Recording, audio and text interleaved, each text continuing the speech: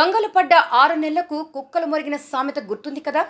కానీ ఇప్పుడు మైనింగ్ దొంగలు పడి ఉన్నదంతా ఊడ్చేసిన 3 ఏళ్లకు అధికారుల్లో చలనం వచ్చింది.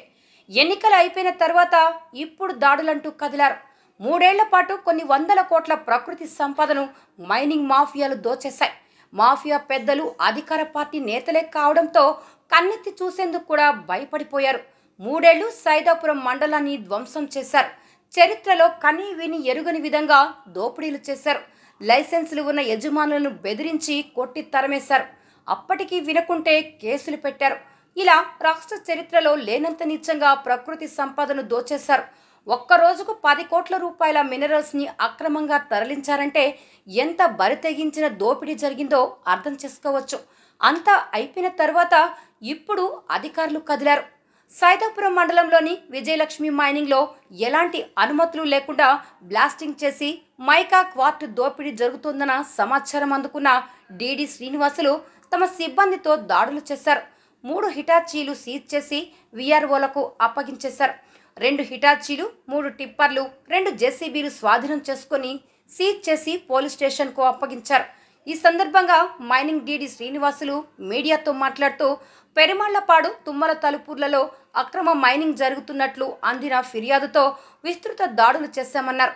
ఇంకా ఎవరైనా అనుమతులు లేకుండా అక్రమ క్వారీ మైనింగ్లు చేస్తే 21 కింద క్రిమినల్ కేసులు పెడతామని అక్రమార్కులకు హెచ్చరించారు. ఆయన వెంట మైనింగ్ విజిలెన్స్ అధికారులు ఉన్నారు. ఎన్నికల సమయం కాబట్టి ఇప్పుడు అక్రమ రవాణా తగ్గిందే. 3 ఏళ్లు అక్రమార్కులను అడ్డుకోలేని, ఆపలేని అధికారులు ఈ పాపంలో భాగస్వాములేనని ఆయా గ్రామ ప్రజలు ఆరోపిస్తున్నారు.